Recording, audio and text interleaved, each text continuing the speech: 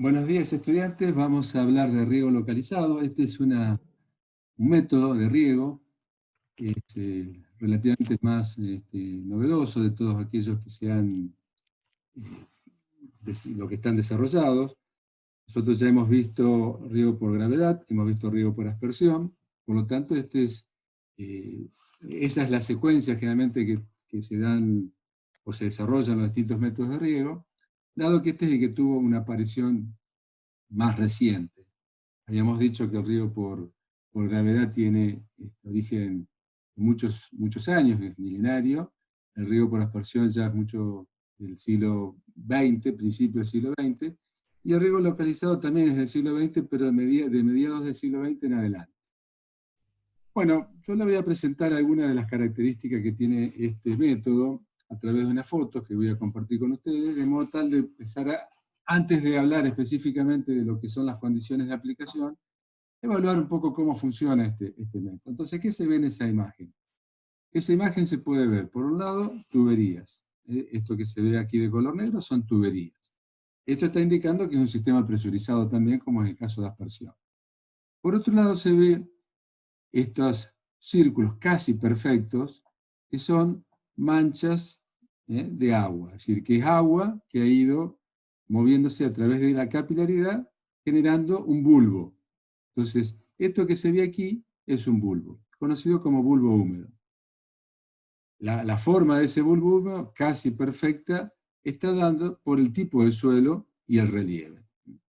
Y por supuesto porque cada uno de estos puntos de emisión del agua son muy uniformes, entonces están entregando cada punto el mismo caudal. El suelo, como se ve aquí, es un suelo bastante uniforme, tiene un color blanquecino, así que está hablando de un suelo cuyo material de origen puede ser arena, por ejemplo, y están en la condición de muy poca materia orgánica, o sea que está en un clima árido, una de las características. En este caso el relieve es plano, se ha construido una platabanda o un camellón para poder facilitar el riego. Entonces, ahí vemos algunas de las características que suelo de textura arenosa, condiciones de clima muy extremos, áridos. Vamos a la siguiente. Se ve otra diapositiva, ya se ve el cultivo aquí implantado, se ve un poco lo que es esa característica ambiental, radiación plena, heliofanía plena, también propio de un clima posiblemente desértico, un material parecido al anterior en cuanto al suelo, se ven algunas piedras, pedregullo. Otra cosa que se puede visualizar con el cultivo es que hay entre ellos un marco de plantación bastante amplio. No es un cultivo en hilera o un cultivo denso. No, no es un trigo, no es un maíz, no es una alfalfa, en principio. ¿No? En principio, estas son las condiciones por las cuales este método tuvo una rápida apropiación de parte de los productores. Bueno, en este caso es un cultivo en vid. Se puede ver aquí a lo lejos lo que es el cabezal de riego, después lo vamos a ver con más detalle. Otra foto para mostrar. ¿Qué se ve aquí? Bueno, ya antes veíamos todas un relieve muy plano, o relativamente plano. Aquí ya se ve un gradiente de relieve, un grado de pendiente muy alto. Ya se puede visualizar que esta es la ladera de un cerro que, si bien es uniforme, tiene una pendiente elevada, ¿no? Que cualquier otro cultivo puesto aquí tendría entonces las implicancias de ser un poco difícil de regar. Por ejemplo, riego por superficie deberían hacerse, como hemos visto, los surcos siguiendo una curva de nivel, como puede ser parecido aquí.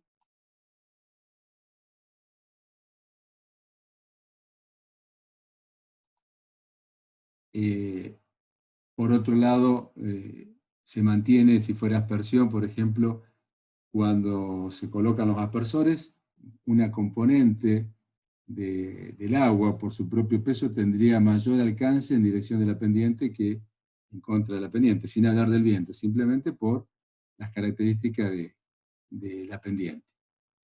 Bueno, en este caso, el riego por goteo ha sido posible de utilizar en esta situación. Esto es un cultivo de tomate.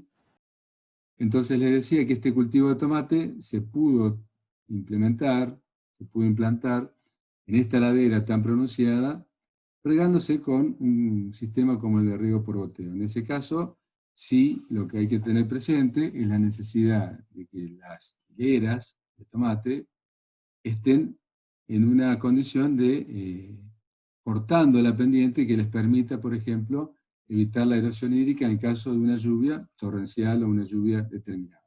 Entonces, esa es otra de las características que puede implementarse en el riego por goteo, que se puede ver.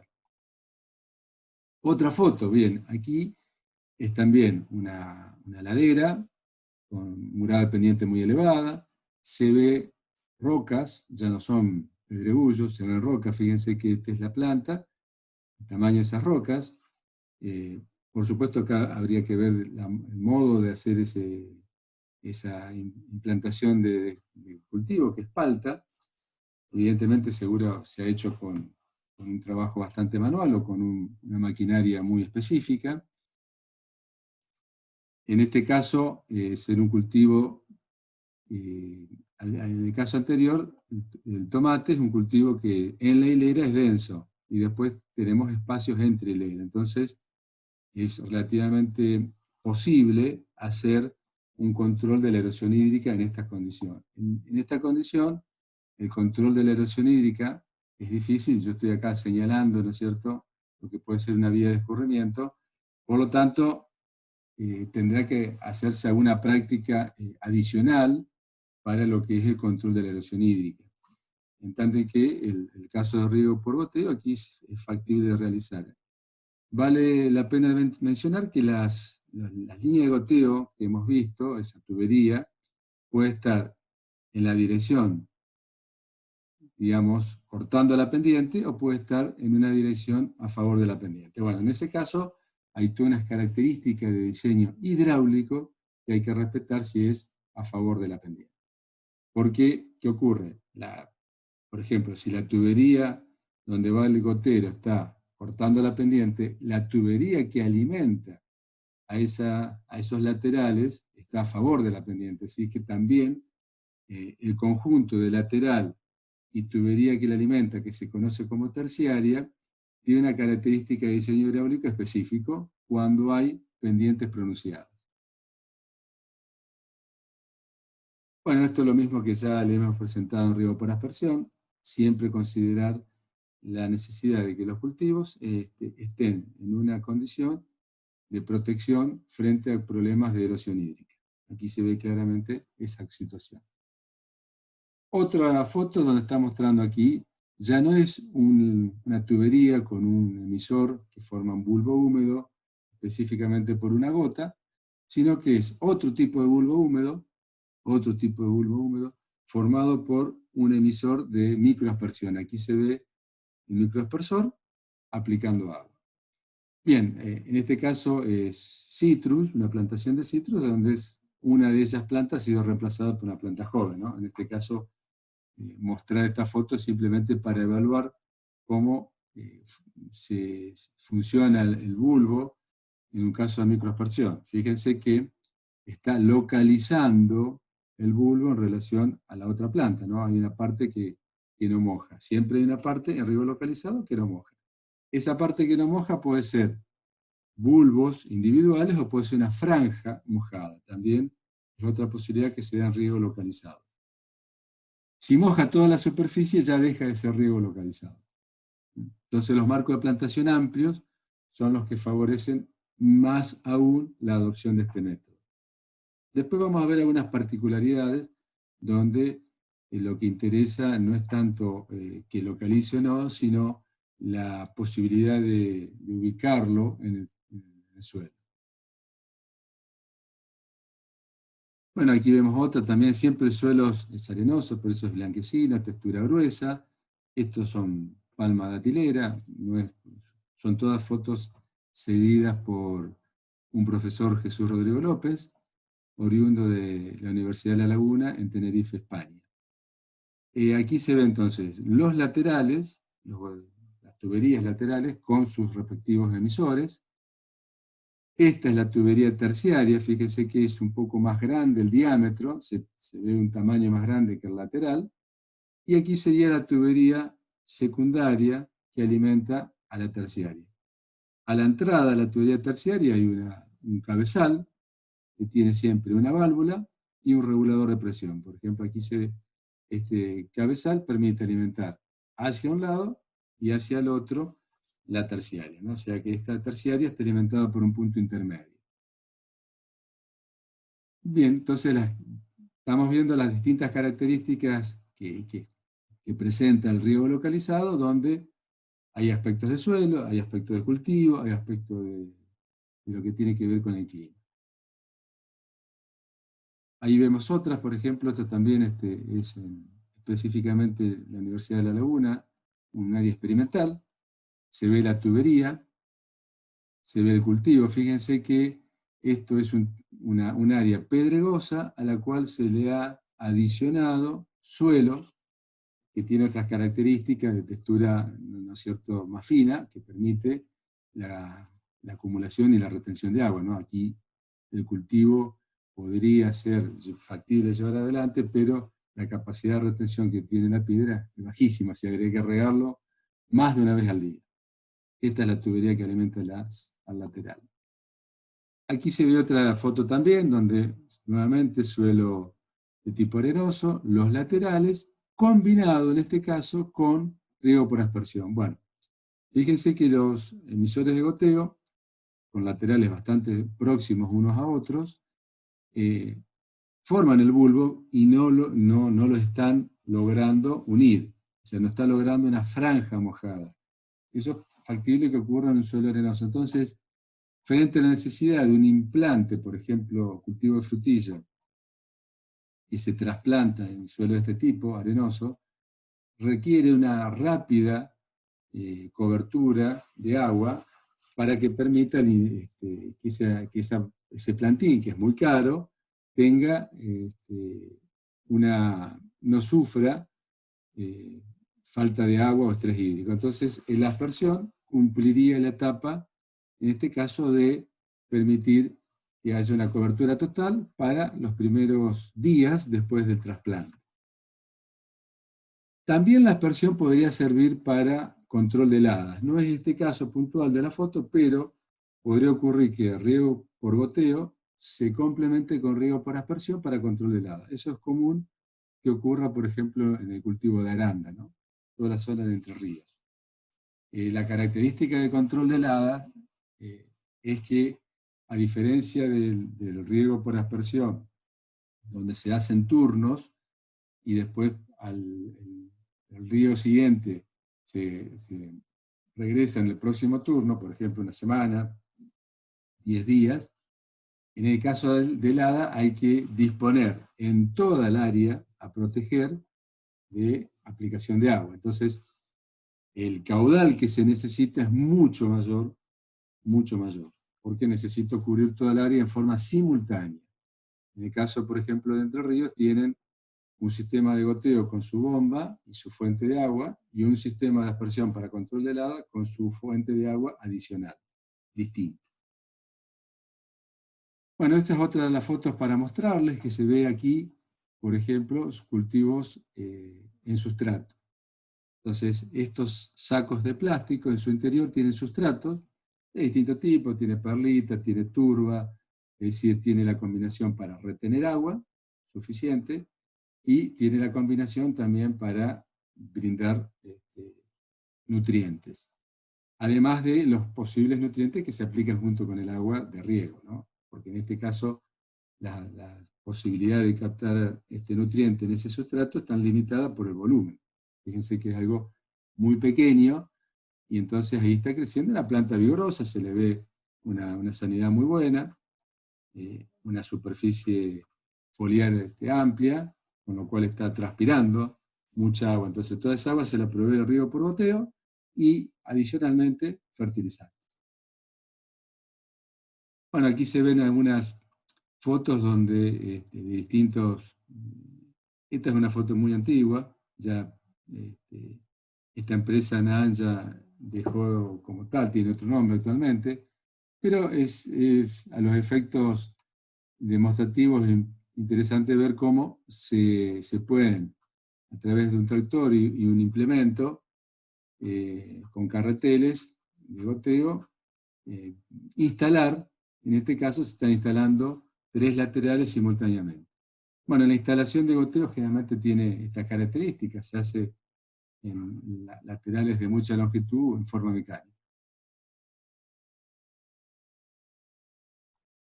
Bueno, entonces ahora, ya viendo esas fotos para que ustedes tengan una visual de cómo es este método, vamos a empezar a lo conceptual, ¿no es cierto? Entonces, ¿qué es el riego localizado o microirrigación? Algunos libros hablan de microirrigación, ¿no?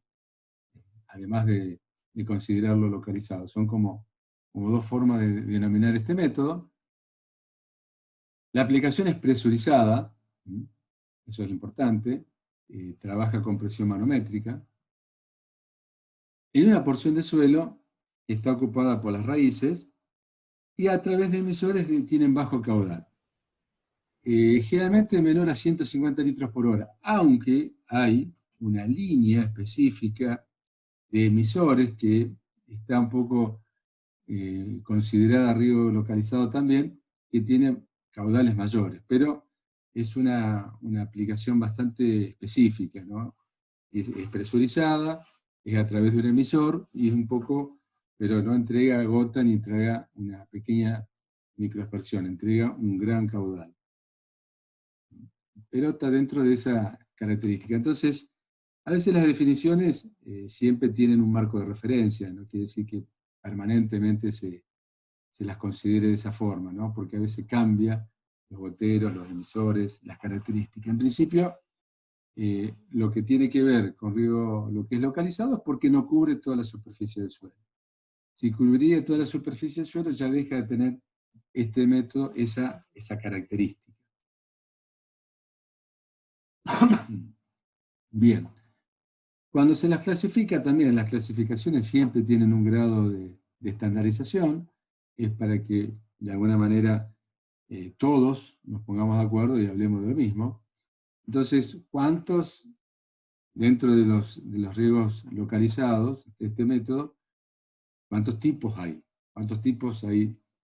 ¿Es uno solo o hay más de uno? Bueno, el más clásico es el goteo. El goteo es el emisor que entrega gota a gota, el único punto de emisión, y generalmente los caudales son los más bajos de todo estos sistemas de riego localizado, menor a 8 litros por hora. O sea, la tendencia siempre en goteos es aplicar caudales muy pequeños, muy pequeños, 8 litros por hora. Eso es por emisor siempre, ¿no? El lateral, después en el lateral donde está la tubería, hay un conjunto de emisores, y obviamente ese lateral tiene un caudal que es el producto de cada emisor por la cantidad de emisores que tiene, ¿no? Otro tipo de riego localizado es a través de emisores de microaspersión. Entonces, ya es un aspersor en microaspersión, es un emisor que, parecido a lo que es aspersión, pero ¿cuál es la diferencia? Fundamentalmente, el caudal, que es mucho menor, y que a su vez no se superpone. Entonces, tiene la característica que, de acuerdo al perfil de distribución, puede haber una zona, generalmente que son los anillos más alejados del centro, o sea, los anillos exteriores del círculo, donde la pluviometría no es lo mismo que en el resto. Por lo tanto, esa parte va a recibir, en principio, si tiene menor pluviometría a igual tiempo de riego, va a recibir menor dosis. Porque no se superponen. Esa es la característica de los microaspersores. Luego puede ocurrir que haya una superposición en la línea o la hilera y no entre hileras. Entonces ahí hay una franja mojada que tiene buena uniformidad y hay una zona externa que tiene menor uniformidad. Y luego tenemos los otros dos tipos para clasificarlo. El goteo subsuperficial o subterráneo. Ese es el mismo que se aplica en superficie, pero está enterrado. Es decir, que está a una profundidad enterrado. Bueno, esa característica por un lado tiene algunos dispositivos antidrenantes específicos, porque de lo contrario la tubería enterrada ingresaría, sería barro, o sea, agua con suelo. ¿Hay alguna pregunta que quieran realizar? Escucho. No, perfecto. No veo ninguna manito, quiere decir que está todo bien. Yo le pediría, por favor, si no hacen preguntas, que silencien su audio. ¿Puede ser? Porque estoy escuchando un murmullo. Hola, ¿me escuchan todos? Ahí está, muchas gracias. Es lo que les decía, a veces, si ustedes aparecen con el audio conectado, a mí en los auriculares me hace un sonido molesto. Entonces, volví al tema de goteo subsuperficial, tiene dispositivos antidrenantes y evitan ese ingreso de partículas que sería el suelo junto con el agua, o sea, le ingresa barro. De hecho, en muchos casos cuando uno abre un extremo lateral de una tubería enterrada, se encuentra con que hay muchísimo barro, ¿no? Producto de que le ha ingresado suelo en cada uno de los momentos de riego.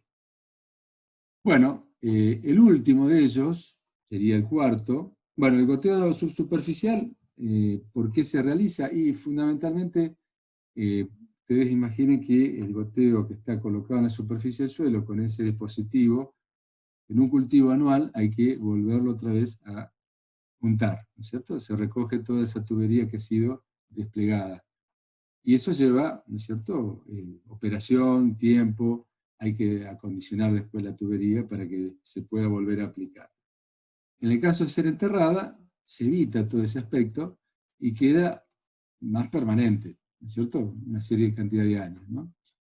Por lo tanto, el cultivo puede ser permanente, por ejemplo, un cultivo como caña de azúcar, que tiene un ciclo de 6-7 años, o puede ser un cultivo, como actualmente se está utilizando, que es anual, que puede ser un trigo, puede ser un maíz, puede ser una soja, pero está específicamente enterrado la tubería. Entonces la ventaja que tiene es esa, que no hay que desplazarla.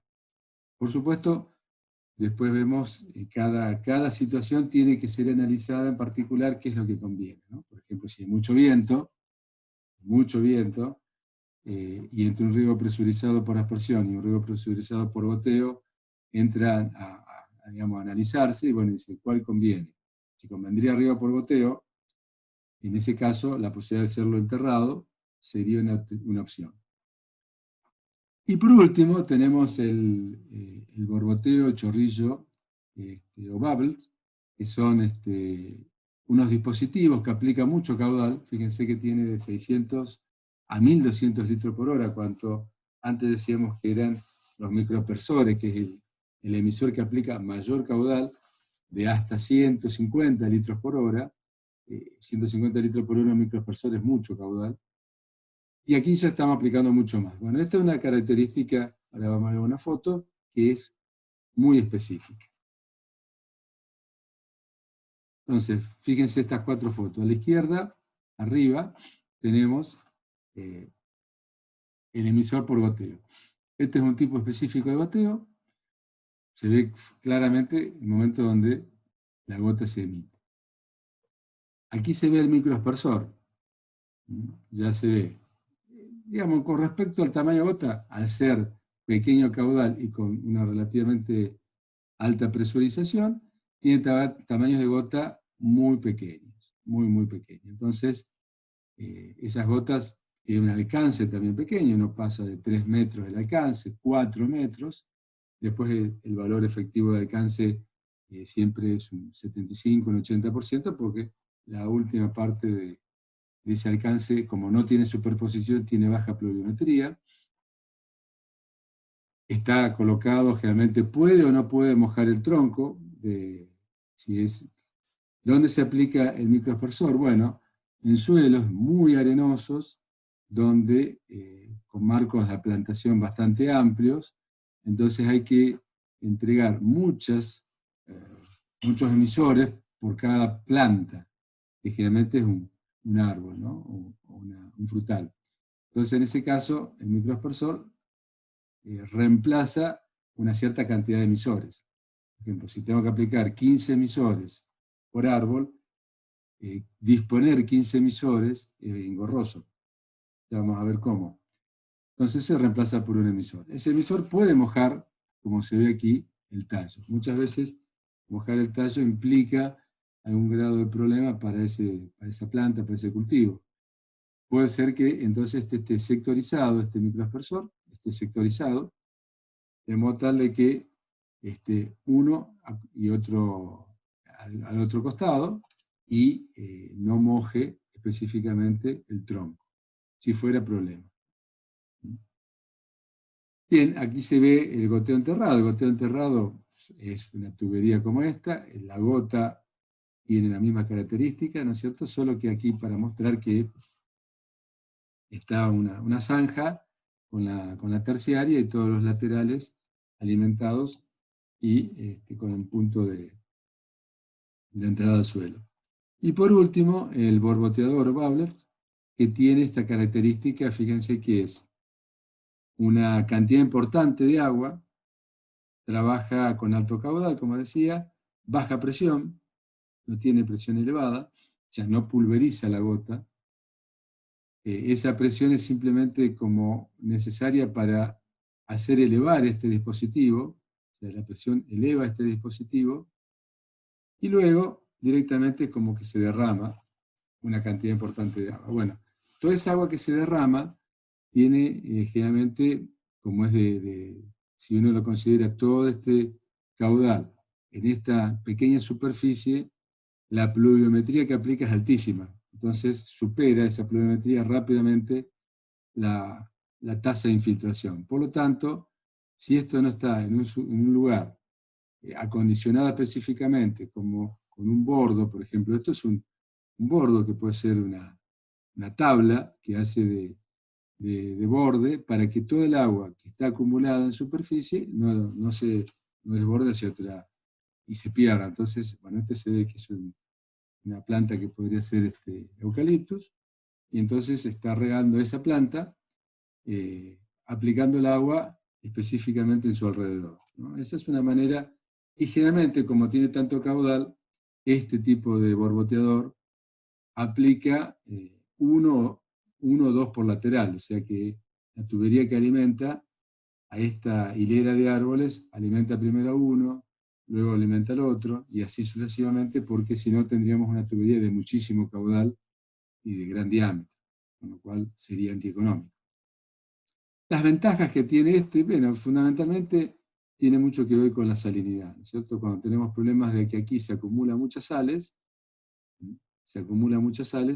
en estos casos, como tiene tanta cantidad de agua, que a su vez se acumula en superficie, esas sales siempre van a ser arrastradas fuera del área de las raíces.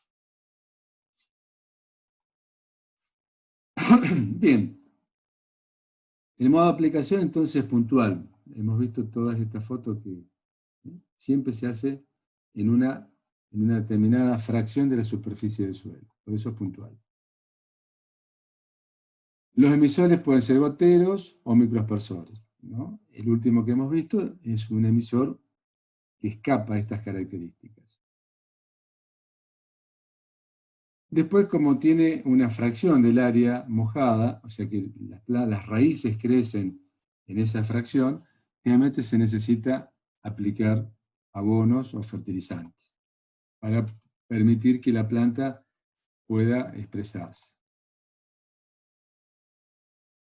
Bueno, entonces vamos a ver las distintas ventajas que se tienen con este método, una vez que ya se han visto todas las características. La palabra que aparece siempre, la primera de todas ellas, es la mayor eficiencia del agua, ¿no? El uso eficiente del agua. ¿Por qué ocurre eso? ¿Por qué podemos decir que es más eficiente el riego por goteo? Entonces, la respuesta a esa pregunta tiene que ver con que se disminuyen, en relación a los métodos de riego por gravedad y por aspersión, buena parte de las pérdidas. Por ejemplo, el riego por gravedad no hay pérdidas por conducción, lo mismo que el caso de aspersión, ¿verdad? Entonces, no hay pérdidas por conducción de los canales. No hay pérdidas por percolación profunda o escorrentía del pie. Entonces, la diferencia en cuanto a la uniformidad que tiene este sistema con respecto por uso eficiente del agua con respecto a gravedad, son las mismas que podría tener la aspersión. Se conduce por tuberías, no hay pérdidas por escorrentía o percolación profunda. Y, a diferencia de la aspersión, es que aquí no existe la deriva del viento. Entonces, eso le da mayor uniformidad y no necesita, en ese caso, la superposición de un aspersor con otro, como el caso de aspersión, para poder tener buena uniformidad. Si las gotas que aplican agua son, o el caudal que tiene cada emisor, por así decirlo, es muy parecido, muy semejante, siempre y cuando el diseño hidráulico esté bien hecho, y por lo tanto, de por sí, llega al suelo, en toda la superficie que está bajo río por goteo, la misma cantidad de agua.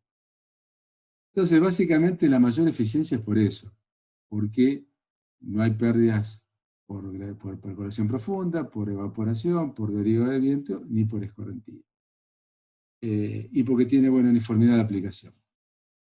La planta transpira y el suelo evapora la misma cantidad de agua. Excepto la parte, o sea, vamos por partes. La transpiración, como lo hemos dicho en el caso de río por aspersión, la planta no se entera si el agua viene por gravedad, viene por lluvia, viene por aspersión o viene por goteo. El agua se acumula en el suelo, en los poros, en los microporos, y de allí el cultivo la absorbe. Perfecto, eso es igual en todos lados. Ocurre que al tener alta frecuencia, el suelo, como ya hemos visto, está próximo a capacidad de campo, entonces la disponibilidad de agua útil es mayor que en el caso de riego por gravedad o los métodos de riego por aspersión tipo estacionario que son generalmente de baja frecuencia. Entonces, esa es una ventaja adicional. La disponibilidad durante todos los días de contenidos hídricos próximos a capacidad de campo es lo que le mejora la condición, es decir, no hay riesgo de estrés hídrico. Y con respecto a la evaporación, como no moja toda la superficie, sino que una fracción, ustedes vieron las primeras fotos, que hay una parte húmeda y una parte seca. Bueno, esa parte seca no evapora. Si evaporase fuera el agua de lluvia, entonces que no es parte de la eficiencia de riego. Entonces, cuando se está regando una fracción de suelo, y ese suelo, por lo general, puede tener un área sombreada importante, por ejemplo, si estamos en un citrus, ustedes vieron que el citrus da una sombra, si yo estoy aplicando agua en esa parte de la sombra, bueno, la evaporación que se tiene ahí del suelo directa es relativamente más baja si estaría expuesta al sol. Va a existir evaporación, porque siempre está el efecto advectivo, pero es más baja que si estaría totalmente expuesta al sol.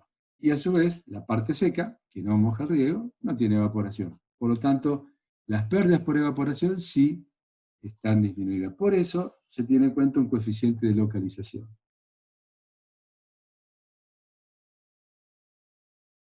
Bien, la otra, entonces la frecuencia tiene la mayor ventaja que tiene es que tiene el suelo siempre próximo a capacidad de campo.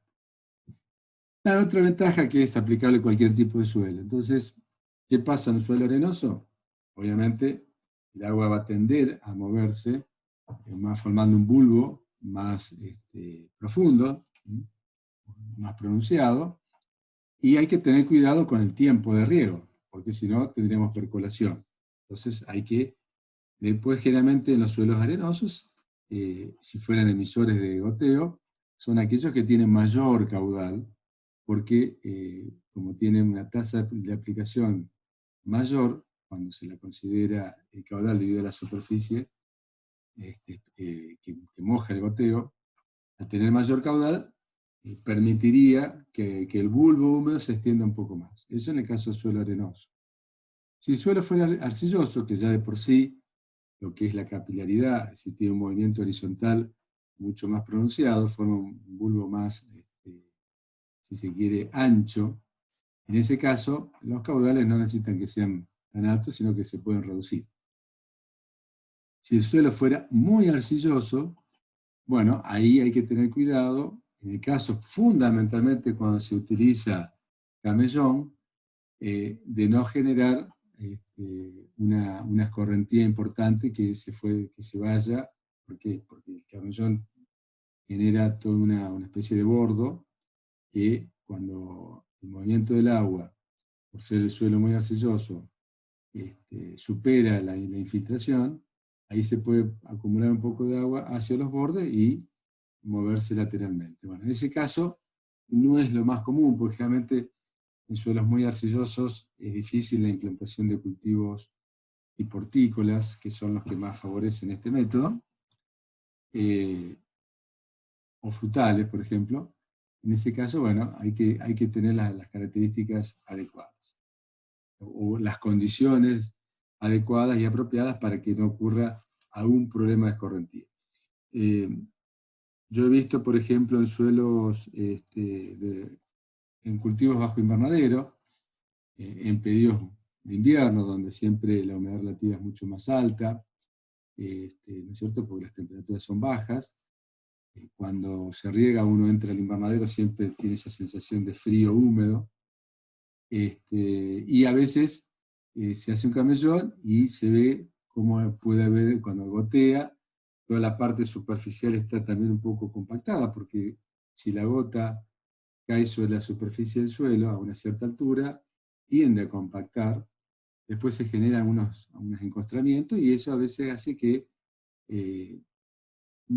haya un pequeño movimiento hacia los costados y pueda haber algún tipo de escorrentía. Bueno, se controla en principio, bueno, en ese caso se trataría de buscar el emisor de menor caudal, siempre, tampoco que estén muy juntos entre sí, porque en ese caso habría mucho solapamiento entre bulbos, lo que favorece esa escorrentía.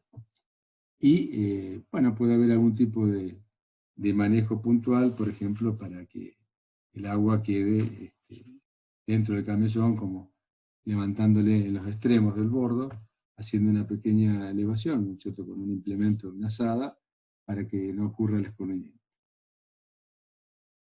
Bueno, otra ventaja que aparece siempre es la posibilidad de contar con nutrientes rápidamente a través de la aplicación de fertilizantes con el agua. Hay una importante gama de fertilizantes que se aplica junto con el agua. Todos ellos tienen la característica de ser muy solubles, ¿no? Tienen que ser solubles porque se aplica justamente con un dispositivo específico, que ya lo vamos a ver. Esto de la posibilidad de riego con aguas de menor calidad química también lo hemos mencionado, en el caso, cuando vemos calidad de agua, con riegos de alta frecuencia. Ya lo hemos comentado, y tiene que ver básicamente con que el potencial de agua, o sea, total, cuando el suelo está a capacidad de campo, el potencial mátrico es alto, entonces, si se aplica agua de menor calidad, ese menor potencial osmótico que provoca el agua de menor calidad, o sea, mayor salinidad, se ve compensado con el mayor potencial mátrico. Esa es la característica. Siempre hay que recordar que aún cuando el potencial al momento de riego esté en condiciones adecuadas para que el cultivo no tenga problemas de estrés por salinidad, puede haber toxicidad. Eso no lo está impidiendo, ¿no es cierto?, la alta frecuencia.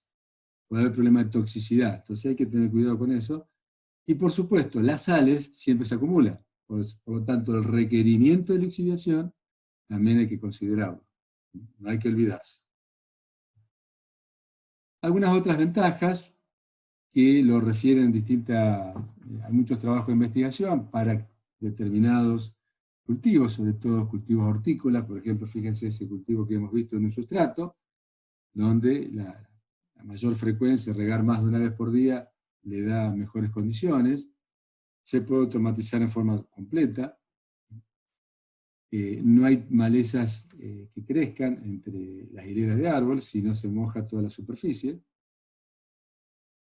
Esto, por ejemplo, permite realizar otras labores culturales en el caso, ¿no es cierto?, de que, comparado, en el caso, por ejemplo, de riego por superficie, bueno, ocupa menos tamaño, por ejemplo, tener las acequias de cabecera, al desaparecer, al utilizarse riego por goteo, hay mejor ocupación de la superficie. Lo mismo pasaría con aspersión. Las labores culturales se pueden realizar siempre y cuando la tubería de goteo no esté en el medio de la hilera de árboles, ¿no? Tiene que estar cercana a la hilera de cultivo de árboles, si fueran frutales. Esto es lo que le decía, que se eliminan totalmente los canales. Siempre cuando se habla del personal, la mayoría de las veces se dice se ahorra mano de obra y demás. Bueno, ahorrar mano de obra puede ser un engaño, porque después a los emisores de goteo hay que hacerle mantenimiento. En general, a todos los emisores, también de microaspersión o las laterales, hay que hacerle mantenimiento. No es todos los días, pero sí hay que hacerlo. Entonces, puede ocurrir que alguien crea que nunca más, una vez que se instala la tubería, hay que tocarla, que no existe el mantenimiento. Y es un error. Entonces, ese personal, en realidad, tiene que estar preparado para cumplir distintas tareas.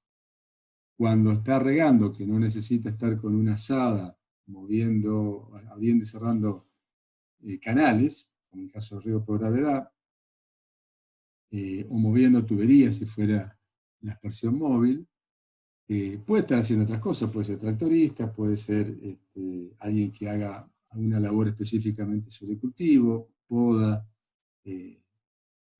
cortes, etcétera, o por ejemplo cosechando, y cuando toque hacer tareas específicas de riego, como el mantenimiento, bueno, lo sepa hacer, por eso es redistribución de funciones, no es que no va a necesitar nunca mano de obra, no, eso es un error. Y bueno, una de las cosas que podría servir en redes colectivas es que las redes colectivas tienen la característica que se aplica por turno. Por ejemplo, un canal de riego le va aplicando el turno a cada uno de los productores que están abastecidos por ese canal. Una posibilidad sería que ese turno fuera extendido, que durase prácticamente muchos días, y el productor tuviese una dotación continua durante todos esos días. Y después internamente va sectorizando para aplicar el caudal que le está entregando. Entonces, el riego por surco generalmente se necesita más caudal. Claro, el riego por gravedad necesita más caudal para poder aplicar adecuadamente una cierta cantidad de surcos, ¿no? Porque ya hemos visto cuando hablamos del método, que si en cada surco no se aplica el caudal adecuado, hay muchas pérdidas por percolación, sobre todo en cabecera. Entonces, si yo tengo un caudal relativamente bajo y no tengo tanta posibilidad de aplicarlo en surcos, yo ese mismo caudal puedo tener varios laterales, entonces esa se forma una terciaria y luego una subunidad y luego una unidad de riego, con lo cual permitiría que en sistemas que tienen esa entrega de agua se transformen de riego por gravedad a riego por goteo. No obstante ello, necesitarían presurizar, ¿no? Eso sí, tienen que tener una bomba para poder presurizar el agua. Bueno, este último tiene que ver con los cultivos bajo cubierta plástica, que tienen mucha importancia, sobre todo en los cinturones hortícolas de las distintas regiones del país y del mundo, y en sustrato. Entonces, cuando uno ve invernaderos y ve cultivo en sustrato, casi que no hay otro método que riego por goteo. También tiene desventajas. La primera de ellas, o sea, hay dos desventajas muy grandes. Una y otra están, digamos, a la par. Una es la económica. Muy alta inversión inicial. Con respecto a riego por aspersión, si fuera pivot, por ejemplo, siempre están ahí analizándose, porque cuando hay la posibilidad de regar un cultivo por goteo o un cultivo por aspersión, de alto valor económico ese cultivo, estamos hablando, qué sé yo, por ejemplo, hablemos de ajo o cebolla. Bueno, son cultivos donde se plantea, bueno, se puede regar por aspersión, ¿qué inconveniente tendría, por ejemplo, para las enfermedades? O se puede regar por goteo. Entonces, cuando están las dos posibilidades, uno y otro método están ahí compitiendo en precio siempre. Pero requiere muy alta inversión. Más alta es siempre el 80% del costo son las tuberías laterales. Entonces, los cultivos más densos, es decir, las hileras que están a 1 metro o a menos de 1 metro, y con espaciamiento de goteo también menores a 50 centímetros, son los que requieren mayor cantidad de laterales y mayor cantidad de emisores. Por lo tanto, ese es el más caro. Es decir, es el método para esas condiciones es el más caro. Si yo tengo, por ejemplo, un cultivo de amplio marco de plantación, 4x5, y entonces tiene menos emisores por árbol o por planta y están más separados entre sí. En ese caso, la inversión es menor. Entonces siempre está, el 80% lo da generalmente la tubería. La otra desventaja muy importante son los problemas de obturación de los emisores. Esos problemas de obturación ocurren porque el diámetro de salida de cada emisor es pequeño, muy pequeño, está en el orden del 1,5 mm, 1,3 milímetros, con lo cual hay que tener mucho cuidado con partículas finas que la pueden obstruir, o bien la formación de colonias de bacterias, etcétera, que generan específicamente algún tipo de aguas. Por lo tanto, o si habría posibilidad de algas que están creciendo en las inmediaciones del goteo. El ingreso de raíces, por ejemplo, en los emisores enterrados es otro problema de obturación. Esas son las características que en algunos casos han desistido del uso de riego por goteo porque se obturaron muy rápido. Realmente hay en los lugares donde se coloca mucha superficie por goteo, hay institutos de investigación con las universidades donde analizan estos temas. Entonces evalúan específicamente qué tipo de emisores son aquellos que mejor se adecúan a la calidad de agua que están presentes en esos lugares. Entonces, para no comprar un tipo de emisor que después hay que abandonarlo. La salinización es muy importante, el riesgo. No quiere decir que ocurra salinización. Yo cuando hice mi maestría en Mendoza recuerdo que se estaba colocando o comenzando a colocar los primeros goteos, las primeras laterales de goteo, las primeras instalaciones con goteo, y había mucha incertidumbre acerca de la salinización que pudiese ocurrir. En ese caso, bueno, el tiempo demostró que la salinidad se puede controlar muy bien por goteo, aplicando por un lado el requerimiento de lixiviación o bien haciendo lavado, que puede hacerse también con goteo. Por otro lado, por ejemplo, en un trabajo experimental que hicimos junto con investigadores de INTA de La Pampa, con aguas de calidad también alta salinidad y sodio, cambiando el requerimiento de lixiviación bajó muchísimo la salinidad del suelo. Se venía manejando con una cierta dosis de aplicación, eso implicaba que no había requerimientos de lixiviación incluidos, cambiamos los requerimientos de lixiviación y automáticamente, no es automáticamente, quiere decir que hubo una respuesta muy rápida del suelo y bajó los niveles de salinidad, y el cultivo que se implantaba, que era lechuga muy sensible, mostró otro tipo de desempeño. Con respecto a esto, entonces les decía que hay una necesidad de capacitar al usuario o personal de campo, porque requiere necesariamente algún tipo de, por ejemplo, el mantenimiento, necesita específicamente que se lo considere. Con respecto a esta desventaja, bueno, puede ser dañado por insectos, roedores u otras especies animales. Bueno, en En este aspecto también hay que hacer consideraciones por zona, donde se puede analizar específicamente qué tipo de, si son roedores que tienen la característica, ¿no es cierto?, de dañar la cinta, si hay posibilidad de control de esos roedores, si hay insectos, de qué manera se lo puede controlar. Todo implica a veces un análisis previo y alguna experimentación previa para que si un productor adopta una tecnología como riego por goteo, no se vea sorprendido luego con este tipo de problemas.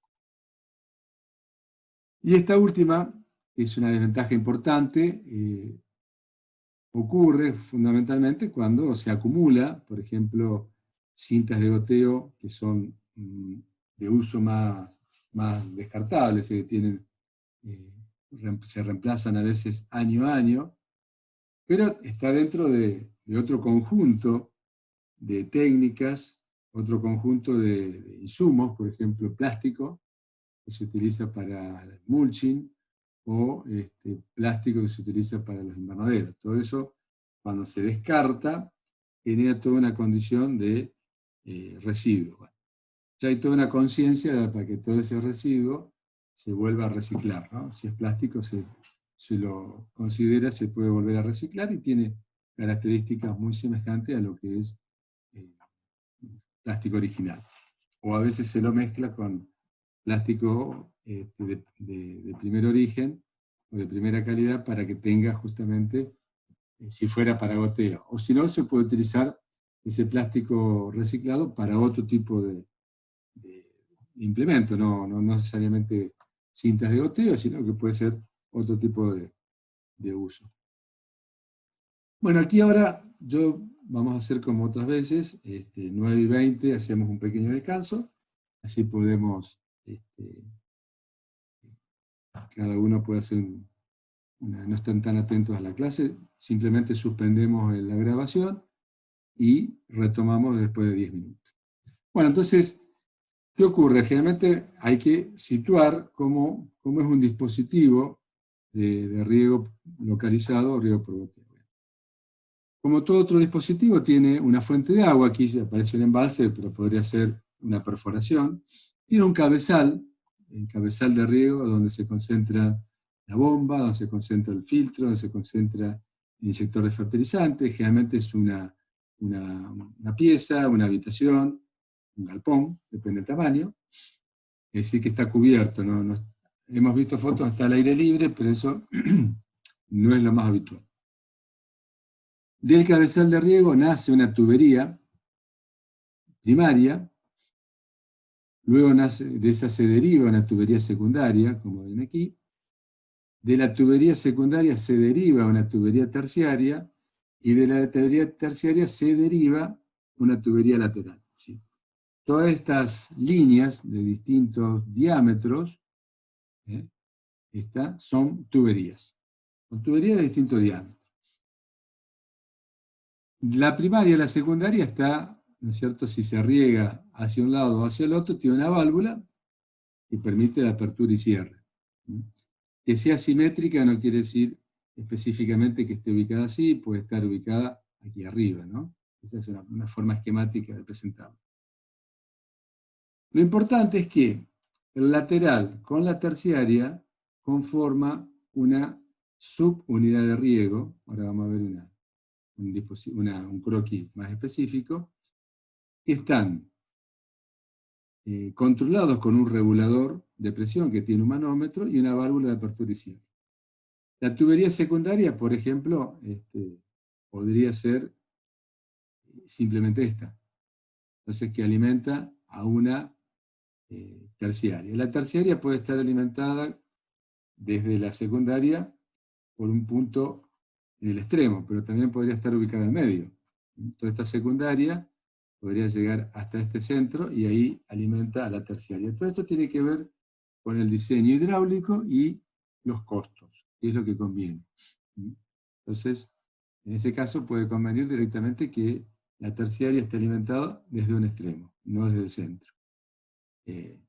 Ahí, si el dispositivo es muy pequeño, prácticamente esto es una tubería que no se distingue entre primaria y secundaria, y aquí tenemos la terciaria, y los laterales ubicados en este sentido. O sea que la disposición de los laterales tiene mucho que ver con, específicamente, cómo está ubicado el cultivo, ¿no? La ubicación de la hilera de cultivo. Entonces, la subunidad de riego, tiene la característica de ser una tubería, conocida con el nombre de terciaria, que abastece un conjunto de laterales, que son tuberías, donde están ubicados los emisores. Eso es específicamente lo que se ve aquí. Tiene una válvula reguladora de presión, con un manómetro que mide la presión manométrica, entonces hay que controlar la presión en la entrada. Los emisores están siempre espaciados a la misma distancia entre sí, son equiespaciados, y los laterales, por lo general, también están equiespaciados. Puede haber un lateral solamente que se abastece, puede haber un lateral contiguo, depende la cantidad de emisores por árbol o por planta que se necesite. O a veces este es un cultivo que puede ser un cultivo en platabanda, en un camellón, que tiene, por ejemplo, cultivo de lechuga, de ajo o de cebolla, son 5 hileras, entonces se utiliza más de un lateral por cada camellón. Los extremos... Profesor, muy buenos días. ¿Una pregunta puede ser? Sí, por favor, adelante. ¿Sí o sí tiene que estar presente la terciaria o no se puede saltar de la secundaria a la lateral? La terciaria siempre está, o sea, la terciaria y el lateral son lo que define a esta subunidad de riego. ¿Por qué? Porque esos laterales no pueden ser, digamos, abastecidos de una tubería secundaria. O sea, si están abastecidos de una tubería, vamos a decir así, esa tubería se llama terciaria. Supongamos que los laterales estuviesen colocados así. Entonces, esta tubería se transforma en terciaria. Toda tubería que abastece a los laterales se conoce como terciaria. ¿Por qué esa forma de llamarla? Porque esta es una tubería de agua que a la vez que conduce, deriva. Entonces la tubería terciaria conduce agua y deriva. Y las tuberías laterales también conducen agua y derivan. Esas son dos características que indican que deben estar agrupados, el lateral con la terciaria. Aquí, por ejemplo, la secundaria conduce agua. La conduce hasta acá y ya ingresa a la terciaria. La conduce hasta acá. Y la primaria, ¿por qué se diferencia primaria y secundaria? Simplemente porque como aplica un caudal mayor, que puede, o sea, supongamos que todo esto se riega en forma conjunta, bueno, esa primaria deriva una parte para acá y otra parte para acá. En ese caso tiene que ser de mayor diámetro porque tiene cada uno, o sea, conduce el doble de caudal que esta tubería. Esta tubería conduce la mitad de caudal. Si ambas fueran superficies uniformes o iguales. Pero puede ocurrir que se riegue en un sentido, primero, un turno, y después se deriva para este otro lugar. Entonces, en ese caso, esta tubería secundaria y la primaria tienen el mismo diámetro, porque conducen el mismo caudal. La distinción entre primaria y secundaria no siempre existe. Puede ser, digamos, si tiene el mismo diámetro, en general, necesariamente se llaman igual. No necesariamente hay que cambiarle el nombre. Pero sí es fundamental distinguir que la terciaria es una tubería que conduce, pero también distribuye agua o deriva. ¿Sí? ¿Se entendió? Sí, sí. O sea, la característica que tiene la secundaria es que tiene menor diámetro que la primaria y tiene válvula que se puede cerrar o abrir. Claro, en este caso, ¿no es cierto? ¿Por qué? Esta válvula indica de que primero se riega por acá y después se riega para allá. También podría ocurrir que habría una válvula si, por ejemplo, este fuera un cultivo y este fuera otro tipo de cultivo, que también ocurre.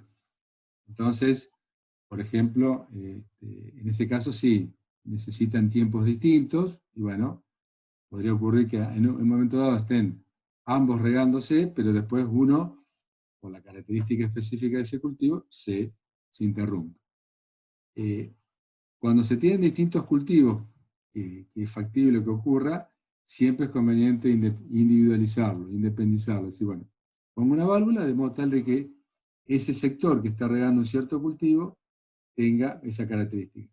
Puede ocurrir también que aquí existiese la necesidad de regular presiones porque hay o pendiente a favor, entonces agrada pendiente, entonces aquí eh, si yo no regulo la presión, después voy a tener un problema excesivo. O, por ejemplo, aquí riego en contrapendiente, entonces le tengo que dar mucha presión, y en este caso, cuando está horizontal, ese exceso de presión lo tengo que considerar. Siempre hay muchas cosas. Uno, cuando dan los primeros conceptos, siempre busca lo más sencillo, pero en el caso, ¿no es cierto?, de tener experiencia y situaciones que son muy complejas y que requiere situaciones también, ¿no es cierto?, específicas de- de diseño. Entonces, ¿se entendió? Siempre la terciaria abastece laterales y eso conforma la subunidad de riego. Por ejemplo, aquí está un detalle de la Perfecto, subunidad. gracias. Bueno, perfecto. Aquí se ve la tubería enterrada, ¿no es cierto?, que le conocemos como tubería secundaria. Aquí entonces generalmente se sobresale esto sobre la superficie del suelo, no está enterrado. Puede haber una cámara enterrada. Hemos visto, por ejemplo, en la aspersión muchos hidrantes enterrados, entonces eso podría ocurrir también. Aquí generalmente se lo coloca al aire libre, es decir, se ve, se visualiza, tiene una válvula, esto se llama válvula de bola, que es una válvula esférica, y este es un regulador de presión. Este regulador de presión lo hace a través de una válvula hidráulica, donde la válvula hidráulica tiene la característica que con este piloto se puede modificar la presión si fuera necesario hacer un cambio. A lo mejor, por ejemplo, hay algún tipo de, se utilizan, por ejemplo, emisores a lo largo del tiempo. Está previsto que se instaló y va un tipo de emisores y luego un cierto número de años van otros emisores o se agregan emisores porque la planta crece. Entonces al principio tiene una determinada presión, luego con los cambios de la cantidad de emisores adicionales cambia el caudal y hay que hacer otra regulación. Bueno, en ese caso se pone una regulación de este tipo. Si es un dispositivo de regulación que no cambia, hay otros reguladores que son parecidos a lo que se utilizan en aspersión. ¿Se acuerdan en pivot que había un regulador? Y ese regulador es fijo, no se puede tocar. Una vez que se reguló, ya no cambia más. En cambio, este dispositivo permite cambiar la regulación. Puede ocurrir también, por ejemplo, que cambia la bomba. Entonces, al cambiar la bomba, la regulación hay que ajustarla. Y bueno, después, obviamente, este es el inicio de la tubería terciaria. Estas son todas las piezas, tiene una válvula de aire vacío, una ventosa, porque cuando se corta el riego, está en superficie, se vacían los emisores y generalmente puede ocurrir también que alguna parte de esos emisores está con cierta pendiente, entonces los emisores que están más bajos descargan todo el agua que está arriba y el que está más arriba, aguas arriba, ingresa aire. Bueno, siempre cuando se coloca en marcha el riego uno escucha, ¿no es cierto?, los sonidos característicos del aire que está saliendo de la tubería. Y si quedó aire acumulado de algún otro lugar, en este caso, ¿no es cierto?, puede ser que ese aire en algunos puntos puede tener, ¿no es cierto?, siempre se mueve hacia la parte alta y puede haber ingresado, llegado a esta parte. Entonces esta válvula de aire vacío, cuando se pone en marcha, lo expulsa. Bueno, aquí se ve, por ejemplo, una imagen de un suelo que, fíjense, esto es bien didáctico, ¿no? Entonces se armó el suelo muy homogéneo, se le dio cierta pendiente, por eso está aquí en forma un poquito, el bulbo húmedo está de alguna manera desplazado, ¿no? Fíjense que está el punto de goteo y tiene un bulbo desplazado hacia aguas abajo, digamos, hacia la parte inferior de la dirección de la pendiente. Otra característica es que un suelo bastante homogéneo, ¿no? Porque prácticamente fue colocado así, ¿no es cierto? No tiene estructura prácticamente, así de la estructura que solamente la textura está gobernando este movimiento, no hay fisuras, no hay grietas, no hay raíces. Tiene una forma característica de un suelo franco, ¿no es cierto?, donde uno ve entre el ancho y la profundidad son bastante parecidos. Esa es la característica de un suelo franco. Bueno, es una foto didáctica para que se pueda observar. Aquí hay otra imagen también característica de cómo son los bulbos cuando hay un suelo arcilloso y un suelo arenoso. Siempre son contrastantes. Este tiene más extensión que profundidad, este tiene más profundidad que ancho, y el suelo franco tiene la característica que entre el ancho y la profundidad hay son bastante semejantes. Aquí hay otra característica interesante, bueno, la imagen a veces, bueno, tampoco se puede observar, podría ser mejorada, pero lo que trata de ver es lo siguiente. Acá nosotros tenemos el punto de emisión. Y aquí tenemos un cambio de textura. Entonces, aquí tenemos un suelo determinado, que puede ser franco. Aquí tenemos una capa, un estrato de arena, y luego continúa el mismo tipo de suelo que tenía arriba de ese estrato. ¿Qué pasa con el bulbo? Entonces, fíjense lo que está ocurriendo. Cuando se aplica, el bulbo va creciendo, hasta que llega a la arena. Quizás en el imaginario podríamos decir, cuando llega a la arena, como la arena tiene alta infiltración, pasa de largo, rápidamente. Y sin embargo no. Fíjense que se amplía, se hace más ancho arriba de esa capa de arena. ¿Por qué está ocurriendo eso? ¿Por qué se hace más ancho el bulbo? Por el potencial mátrico que tiene la arena con relación al suelo. Fíjense que la arena, la característica de este tipo de suelo, es que tiene un potencial, ¿no es cierto?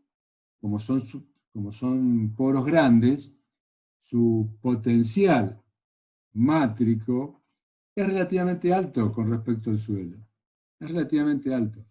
Entonces, para poder vencer el potencial que tiene total, que sería el potencial gravitacional más el mátrico, ese estrato de arena necesita acumular más contenido hídrico, o sea, aumentar el potencial del suelo. Aquí tiene un determinado potencial que no es suficiente para lograr vencer el potencial relativamente alto de la arena, por más que la arena realmente tiene poca capacidad de retención, entonces tiene un alto potencial. Cuando ese potencial aumenta producto de que hay mayor contenido hídrico, ahí sí, junto con el gravitacional, es suficiente para vencer ese potencial, ¿cierto? Siempre el agua se mueve de mayor potencial a menor potencial. Acá que si no se mueve es porque este tiene más potencial que este. Aquí logró aumentar el potencial y pudo atravesar la arena. Una vez que el potencial en la arena es mayor, rápidamente la atraviesa porque la arena tiene todos poros gravitacionales. Pero lo que va a ocurrir es que tampoco se ensancha porque el agua va siguiendo en función de cómo es el movimiento de la arena. Siempre el bulbo es vertical. Tiene la característica de rápidamente llegar a profundidad en el suelo. Bien. Luego, si ese estrato es arcilloso, pasaría algo parecido, pero ¿qué ocurre? La arcilla, en ese caso, no es un problema de potencial, sino de conductividad hidráulica. Tiene muy baja conductividad hidráulica, por lo tanto, también necesita aumentar el potencial para permitir que pueda ser atravesado, y cuando ya atraviesa, la propia capilaridad hace que se logre algo parecido al uniforme. Bueno, y acá en el caso de la piedra, como es impermeable, lo que está diciendo esta imagen un poco así bien expresiva es que hasta tanto no pasa el bulbo por el costado de la piedra, no puede atravesarla, ¿no? Porque es impermeable. Bueno, aquí se ven algunas,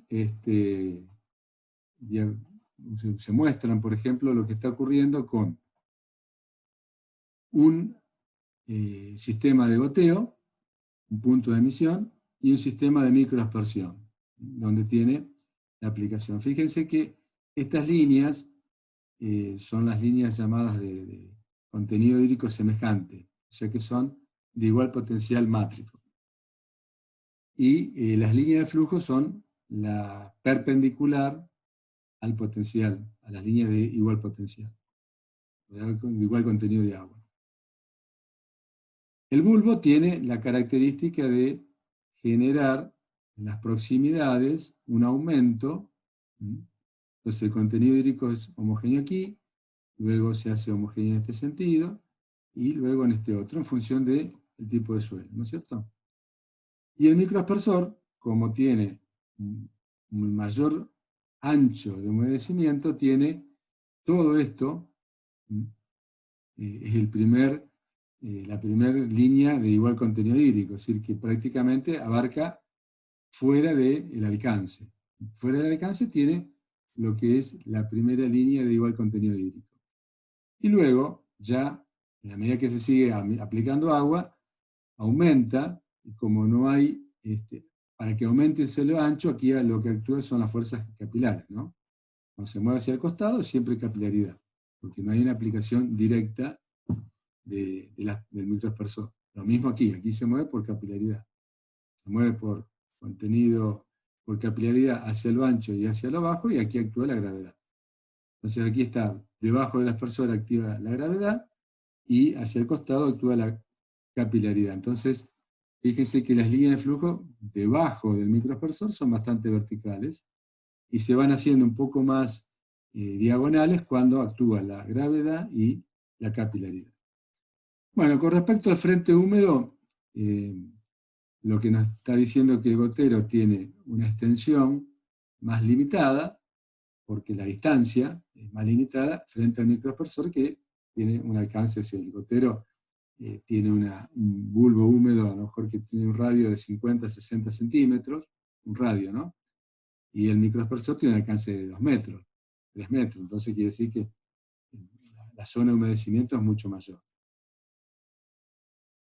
Bueno, con respecto a los emisores, ya para ir haciendo después una pausa, tenemos los goteros, cintas de riego. Goteros cuando tiene caudales menores a 4, 8 litros por hora. Cintas de riego. La diferencia entre uno y otro es que el gotero tiene una tubería lateral donde se insertan de distinta forma, de distintos procesos de fabricación, emisores. Y la cinta de riego es una tubería que está dispuesta tal con un dispositivo donde la salida de agua es un punto de salida, no es un emisor propiamente dicho, sino que es un punto de salida. Mangueras de exudación son tuberías que se utilizan básicamente en jardinería, donde prácticamente sale el agua a través de micro perforaciones, pero tiene el problema de que se obtura muy rápidamente. Y después teníamos los microaspersores, que son difusores o mini aspersores. El difusor sería tipo spray, y el mini aspersor es cuando es giratorio. Y estos Babler, que es un borboteador que tiene mayor caudal. Con respecto a los emisores, se pide siempre que el caudal sea uniforme, es decir, que no tenga mucha variación en función de la presión. Bueno, eso, hay un aspecto que controla esto, que puede ser los emisores autocompensados. Ya vamos a ver qué se trata. Quiere decir que cuando cambia la presión, no cambia el caudal. Ese sería el caso de un autocompensado. Baja sensibilidad a las obturaciones, lógico. Y no tenga, eso tiene que ver un poco con el laberinto o que se necesita para lograr que la tubería derive hacia un punto de emisión en una gota. La uniformidad de fabricación, como hay tantos emisores en el campo, se requiere que sea muy precisa y que entre uno y otro no tengan falta de digamos, variación de caudal. Eso se prueba específicamente en laboratorio, en un laboratorio de hidráulica, donde se prueba si antes de entrar al campo, antes de ir al campo, esos emisores son adecuadamente fabricados. Hay países donde tiene, por ejemplo España, las universidades tienen específicamente la tarea de controlar la uniformidad de fabricación, y cuando esa uniformidad tiene que ser altísima, ¿no? 90-95%. Si esa uniformidad es más baja, quiere decir que se rechaza y se dice, usted como fabricante tiene que corregir. A veces los fabricantes largan una línea nueva de emisores que tienen problemas. Entonces, bueno, antes de enviarlo al campo, lo testean en las universidades. Esto es muy importante, las bajas pérdidas de carga, como hay también muchos emisores que están insertos en las laterales, la conexión entre uno y otro tiene que ser tal que la pérdida de carga localizada, acuérdense que las pérdidas de carga pueden ser continuas, que son por fricción, o localizadas. Por ejemplo, la conexión de un gotero con la tubería lateral. En ese caso tiene que ser la mínima posible. Bueno, hay unos conocidos como de flujo laminar. Cuando nosotros vimos la parte hidráulica, habíamos visto el número de Reynolds, que hablaba de flujo laminar y flujo turbulento. Bueno, el flujo laminar es cuando la velocidad es muy baja.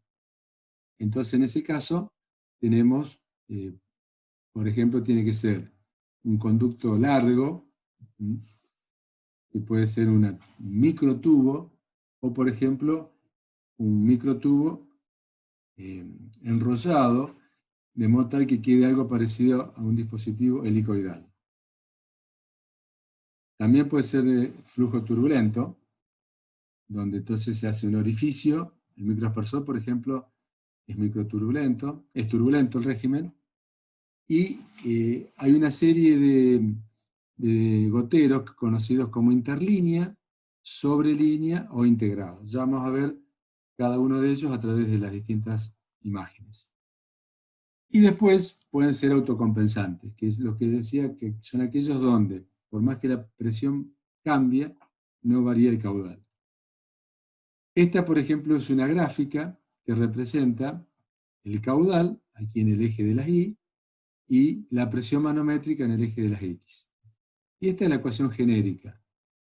Q por un coeficiente, una constante, multiplicado por H, que es la presión manométrica, generada en medida en metros de columna de agua o kilopascal, y X, que es un exponente de la ecuación de descarga. Bueno, el flujo laminar es esta recta. Quiere decir que en la medida parecida a 1, que, fíjense, si X está elevado a la 1 como exponente, cualquier cambio de H representa igual cambio en Q, que es el caudal. Entonces, varía un 10% la presión manométrica, el caudal varía 10%. Ese es el régimen laminar. El régimen turbulento está con valores del exponente X próximos a 0,5. Quiere decir que, por ejemplo, el 10% de variación de presión, cuando yo lo elevo, ¿no es cierto?, me da una variación de caudal del 5%. Eso, si ustedes hacen, por ejemplo, 1.10, 1.1, la raíz elevado o la raíz cuadrada de 0,5, le va a dar 1.05. Quiere decir entonces que la variación de caudal ante una variación del 10% es del 5%. Eso es adecuado porque atenúa, cuando uno dice que el emisor tenga la menor variación de caudal frente a un cambio en la variación de presión, con 0,5 atenúa respecto a 1. Con el régimen laminar 1 no atenúa nada. Quiere decir que cualquier cambio de variación de presión, hay un cambio directamente proporcional de caudal. Y el otro, que es el autocompensado, que fue una propuesta para evitar que ante cambios importantes de presión no tenga prácticamente variación de caudal. Fíjense que esta es se comporta aquí igual que un turbulento y luego se comporta en forma horizontal. Esto entonces significa que los emisores autocompensados tienen un rango de funcionamiento entre una presión mínima, que sería esta, hay una presión mínima que necesita el autocompensado para comenzar a funcionar como tal. Mientras no tenga esa presión mínima, trabaja como un flujo turbulento o laminar. Y tiene una presión máxima, y en ese caso la presión máxima está en función de los problemas más que nada, por ejemplo, si tiene más de 300 kilopascal, la presión, bueno, primero que es muy costoso, y por otro lado los conectores pueden, digamos, tener problemas. O sea, una tubería, la conexión de un gotero con el lateral puede estar afectada por eso, o la conexión del lateral con la terciaria, que también se hace a través de un conector específico. Cuando hay mucha presión, salta. Uno ve que salta, se desprende. ¿Por qué? Porque la presión es muy elevada. A su vez, hay cierto tipo de cinta que no tolera presiones elevadas. Bueno, en ese caso, los autocompensados no son con cinta, sino que son con tubería. Bien. Bueno, entonces fíjense que en esta tabla se ve régimen laminar 1, microtubo 0,75 a 1, siempre es el X, ¿no? Régimen turbulento 0,5, autocompensado de 0 a 0,2, y el vórtex es un emisor que tiene la característica de generar una cámara donde el funcionamiento es tipo helicoidal, o sea, imagínense un caracol. Entonces el agua se mueve como si fuera un caracol. Bueno, aquí tenemos, tenemos el coeficiente de variación, a las 9:30 termino, que es, como todo coeficiente de variación, sería la desviación estándar dividido el caudal medio, y la variación de caudal sería el caudal medio, el caudal máximo menos el caudal medio dividido el caudal medio. Rápidamente les muestro, generalmente uno en clase les presenta todos estos emisores individualmente para que lo vean, puedan visualizar.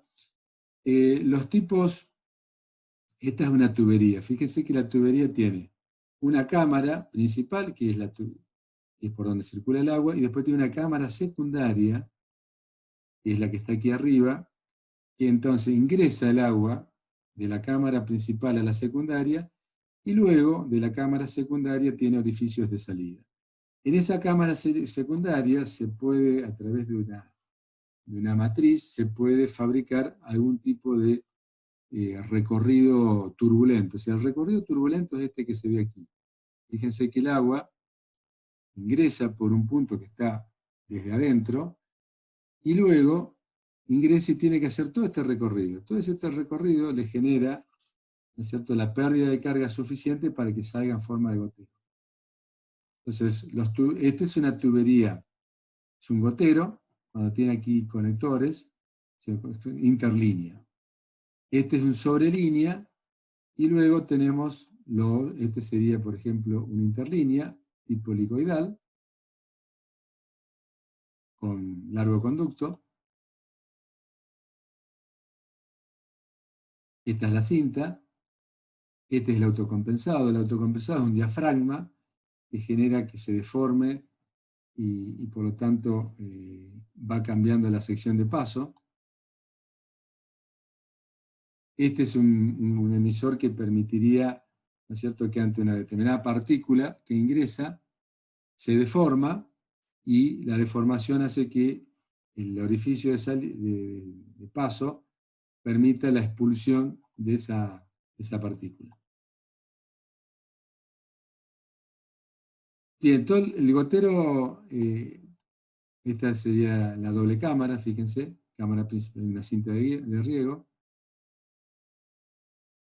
Ahí estaría el punto de salida de la cinta. Y estos serían los difusores.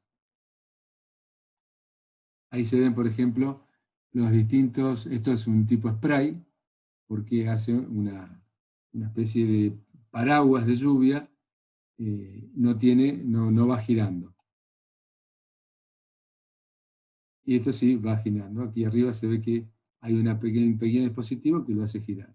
Ahí está, por ejemplo, este es un mini aspersor, donde por aquí ingresa el agua, choca contra esta paletita y el cambio de dirección hace que gire. Hay distintos, este es el sistema de dispositivo más tipo reacción, ¿sí? Y hay distintos microaspersores que van haciéndolo girar. Ahí se ve, por ejemplo, esto, y lo importante es que la tubería tiene que estar vertical, porque el punto de apoyo tiene que estar vertical, porque si estaría inclinado, hay una parte que tiene un alcance distinto. Y el otro, finalmente, que es ese borboteador que aplica el agua como en gran caudal.